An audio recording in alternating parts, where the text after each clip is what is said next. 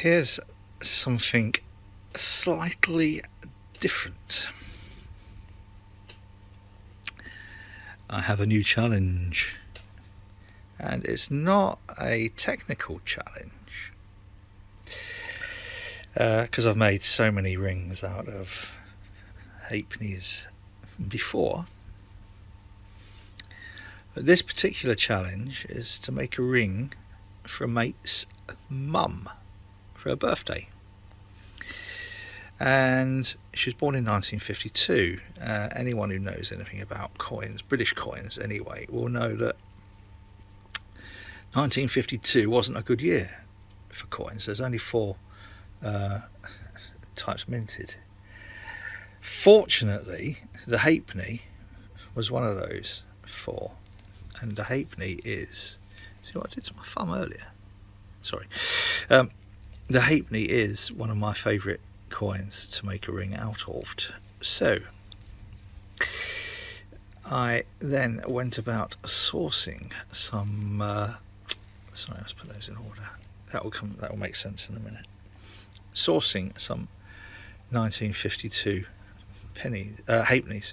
Now, believe it or not, that's alcohol free. You wouldn't think so, the way I'm rattling on. So it's impossible to find good mint ones, and I wouldn't pay for them anyway because I'm going to smack a hole in it, punch a bit out of the middle like that, and then make it into a ring. So what I do want is reasonably good definition around the outside.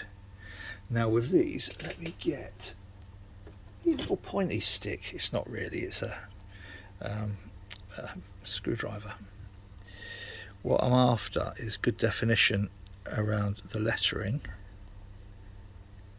right, which this one hasn't got. That's not bad. That will probably be alright. That might polish up alright, I don't know. That's good. That's probably alright. So let's so this one that's a potentially good one. Yeah, maybe still a little, yeah, we'll see. That's quite nice. And this one we discounted for a couple of reasons, but now I'm looking at it after I've polished it, I don't know, it could be alright. Now remember, all of this gets punched out the centre, which is a shame that we lose this detail. So this has got nice detail in the middle. That's not bad. Yeah. So next I'm going to go and check all around the reeds on the outside of the ones that we're shortlisting. Zoom out a little bit and check for any defects. I'm not going to do all that on camera.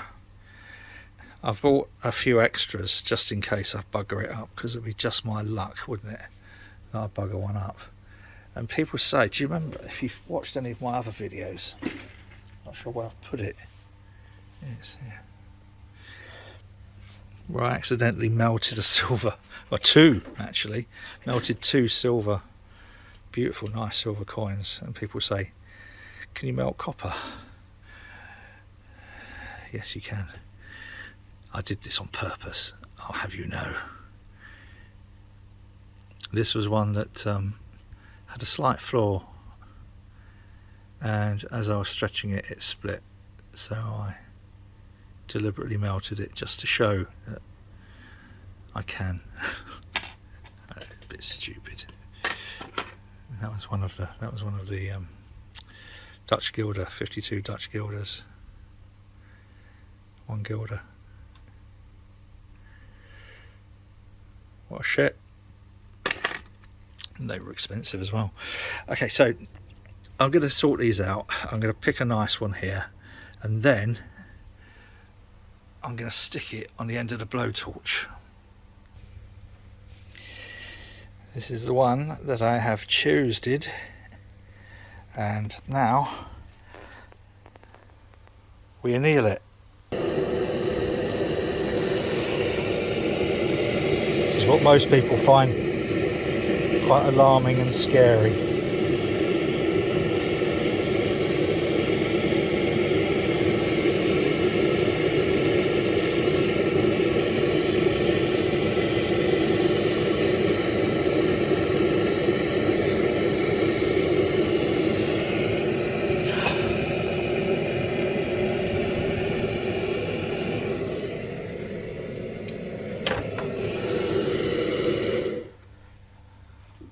Safety first, and turn off the main tank as well. I'll be doing this quite a lot throughout the course of making this ring. Now, let's give it a good little once over first. Sometimes you find any imperfections show really quickly. I know it looks weird, doesn't it, after you just set light to it. Okay, that's alright, I'm happy enough with that. I think that's a nice enough coin, actually. Good. Now, next we punch a hole in it. That's how we start to make it into a ring shape. And there are various different size punches that you can use prior to, put those back over there. Prior to doing this, this is what these three are. We wanted to work out A, what size her finger was, and then B, how thick the band will be. Now, the larger the hole you put in it, the thinner the band, if that makes sense, suppose. So, as an example with these, a very little hole will make for a very wide band, and a very big hole will make for a narrower band. Right. So we're going to go for the dainty little narrow band, which means we're going to punch a 1/2 inch hole in it. The way we're going to do that is in this self-centering punch die thing. That's a cone. So as that screws down, and I probably won't be able to do this very well one-handed. Nope, I won't. Here we go. As that screws down, because it's a cone, it forces the coin dead center. So that coin is now there, dead centered.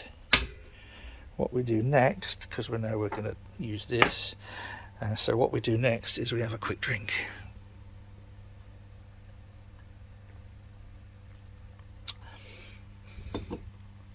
Now,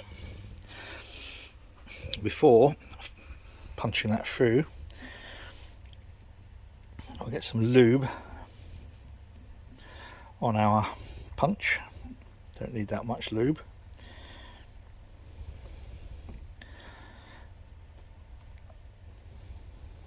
People who watch my videos will know that I really should have made another comment there, but I'm not going to, because children might end up watching this shit. So this is now 6-ton press, 6-ton hydraulic press. What that's going to do is push that punch down through the coin into the void.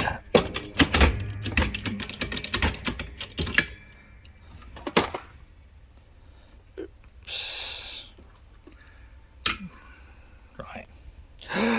And look, boys and girls, let's put that back over there. That is the bit from the middle. I'm going to put that into a little bag and put a sticker on it that says the bit from the middle. Let's get that out of there and take a look. Ooh, the big reveal. Doesn't look right much now, does it? But it will.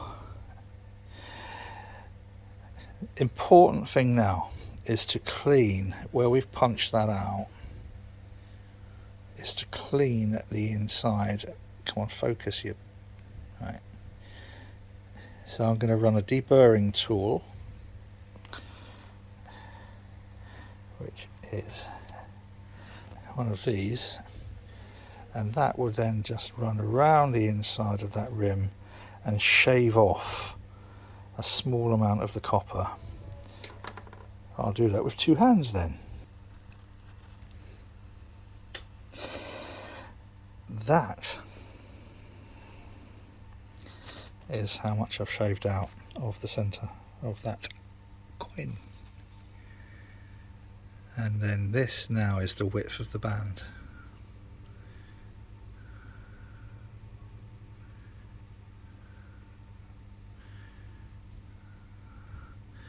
Now the reason I've gone to such lengths to make sure the inside of that is nicely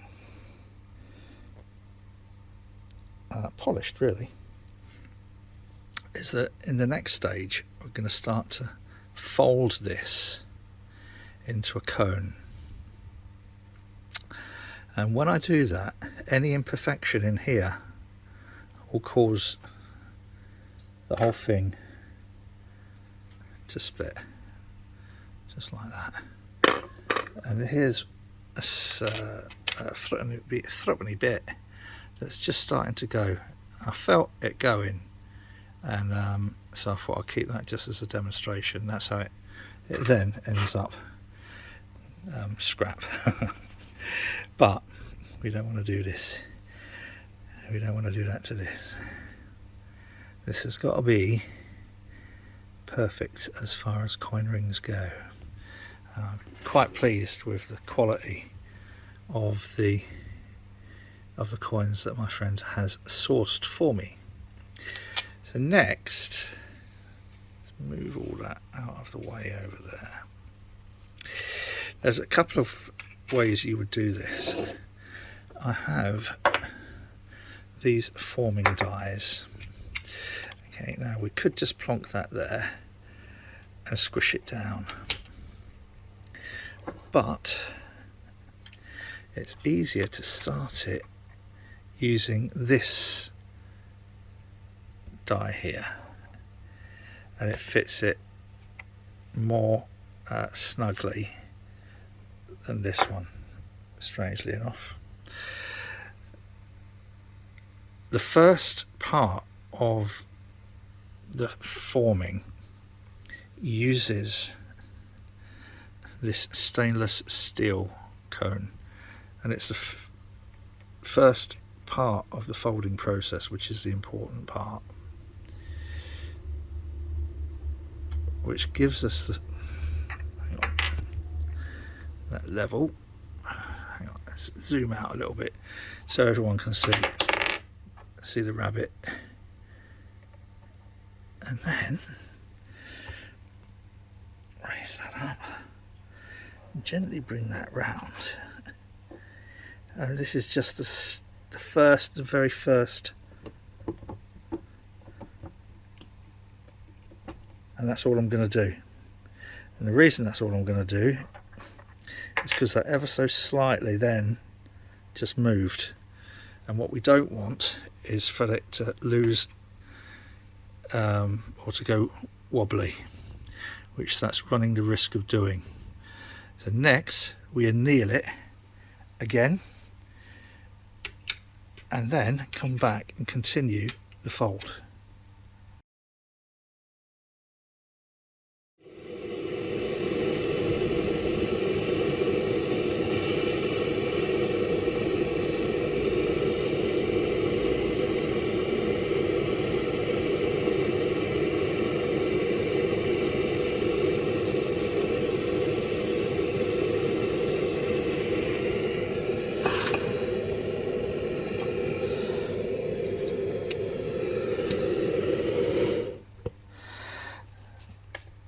Now the more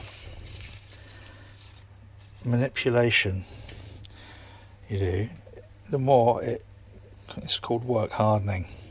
So at the moment that's now quite soft, but the more work I do to it, it actually goes hard again.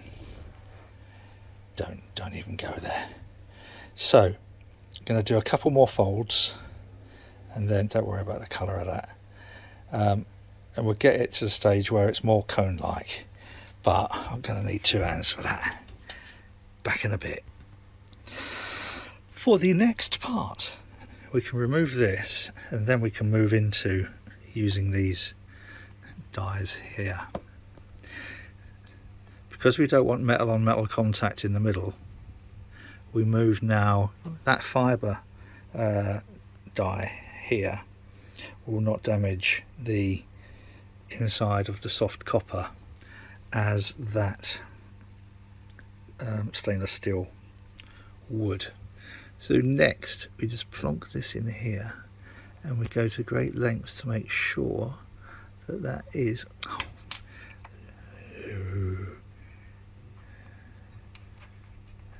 if I bugger this up, it's because I'm not using 2 hands, but I just want you to see the start of the real fold.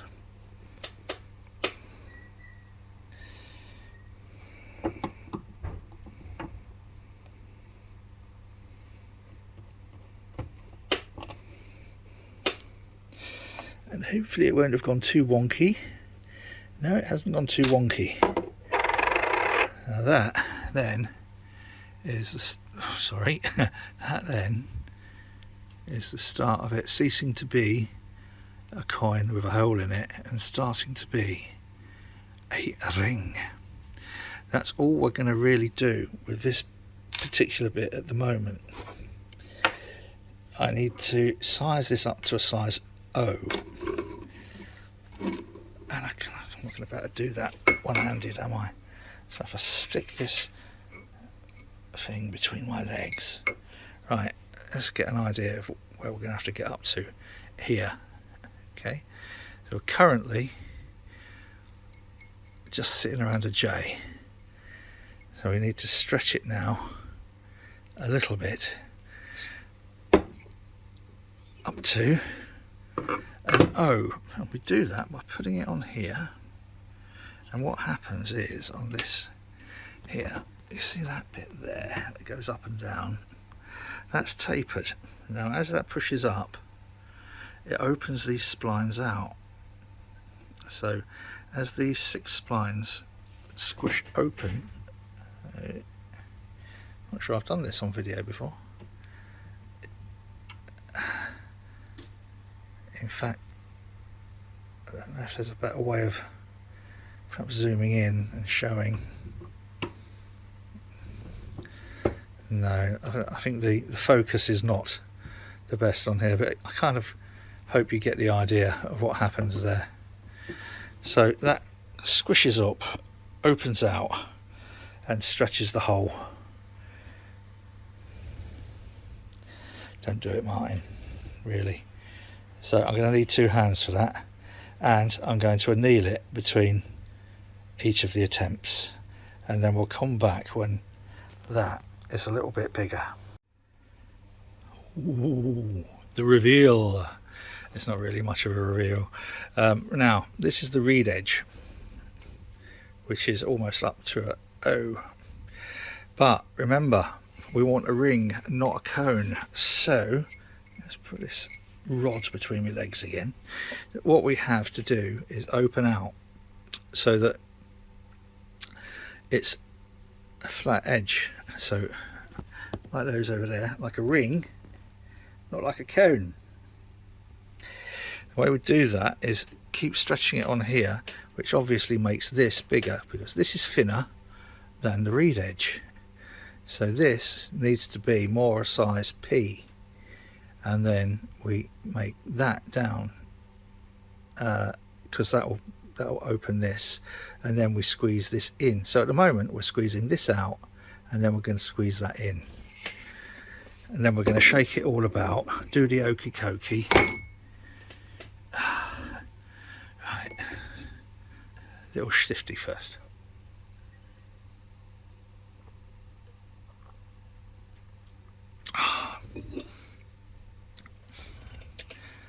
really, that's actually alcohol free. Back to using two hands. So as you'll have guessed, this is now, after another annealing, it seems to be too big, but, and this is where we then move back to this die. Oops. Let's see if we can go a bit more wide angle. No, we're on as wide angle as we can go. Now next we want to squish the outside in. So if we pop that probably in there. No, it's too big. No, that's too small. Okay.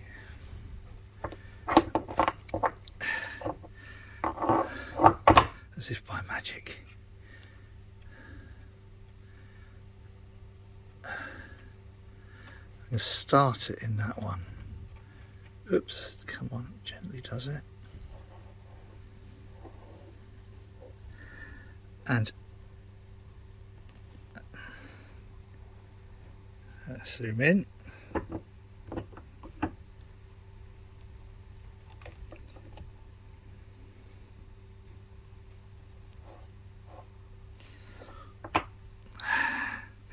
And this is where, come on, it starts to form the shape of a ring rather than a cone. Now next I anneal it one more time, and then probably that one. Oops, sorry. There you go. So anneal it. It's just been squished in there, and then we're going to squish it in there a little bit. What that's actually going to do then is make it undersized again. So we've gone oversized, then we're going to bring this in, makes it undersized, and then we gently size it exactly on there as a ring shaped with fairly flat edges. Right, anneal it and squish it. I don't know if you've noticed through this annealing process that it burns off a lot of that brown tarnishing that it's acquired over the ages. There's no polishing at all that's gone on there. This one I polished on the polishing wheel. This is how it started life about 25 minutes ago. However long it was, I don't know. I haven't really been counting. And that's what it's like now. So pop those away. This is now nice and soft and annealed. I need to get it lined up in there proper. Get it underneath. Level it up. And then tiny little amount. As you can see, it's then starting to take on the shape of a ring. Now it's possibly worth, I might have to, oops, I'm going to flip this sizing die over again.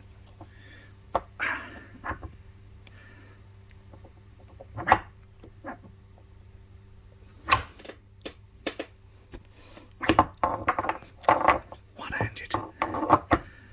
God, mate, a good old pirate, me, you know. Oh, fuck off. Right.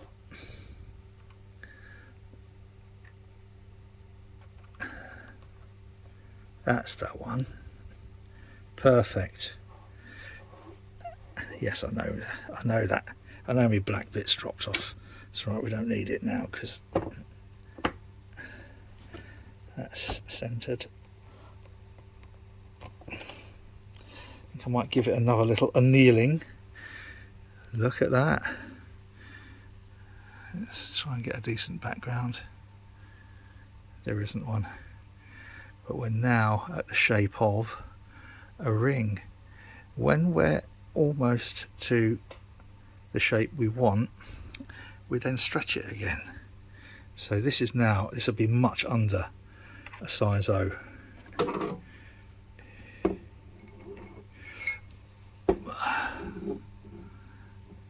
See how much we've taken it down again on the non-reed side. So we will need to open that out. The reed side is almost there, it's almost perfect, but it's the non-reed side. So we're going to need to open this out without squishing this out too much, and that is where we come back onto here. But guess what we're going to do first?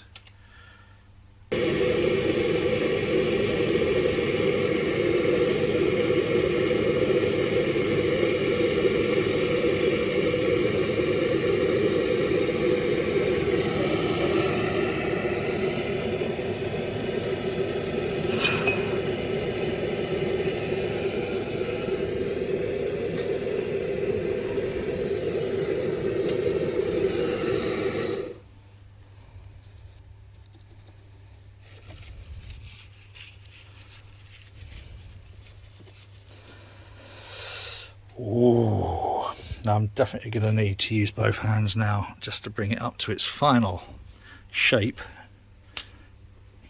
Back in a sec. We are exactly where we want to be. Now I'll explain.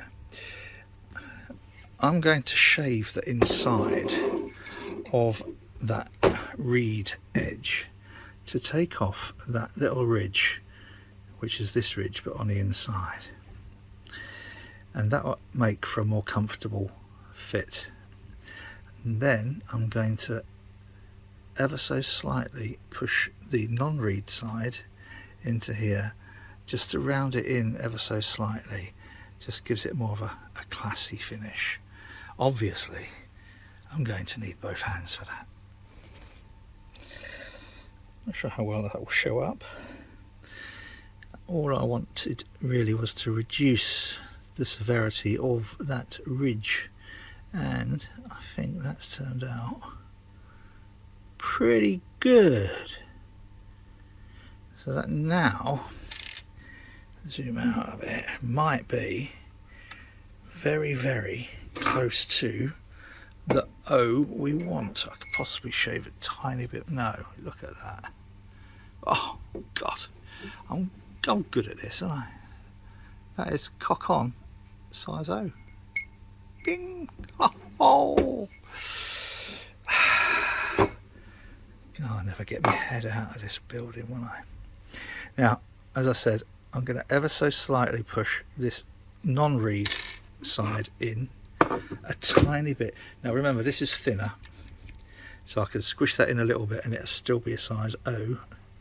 And I'm thinking I should have used that other. No, that might be alright. Oops. One day I'll be a half decent video maker. So just a tiny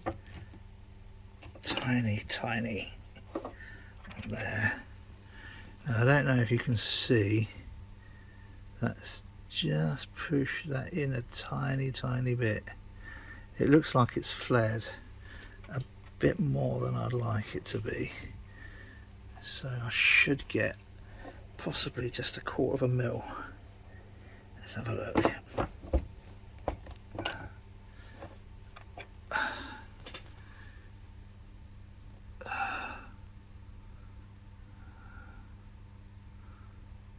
Yeah, that's good, that's nice.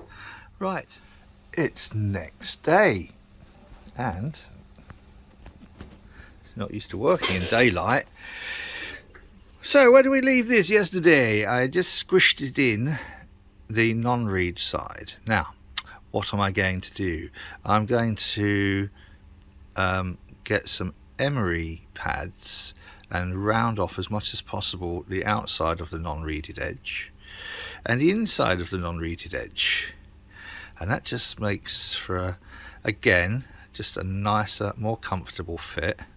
I've shaved off, if you see here, the inside of the reed, I've left some of the ridge because you need to remember that it's a coin, but I've taken off the bulk of that ridge and then just left it so we can pick out the lettering nicely inside. So let's get working on the non-reeded edge, and for that, what do I need? 2 hands.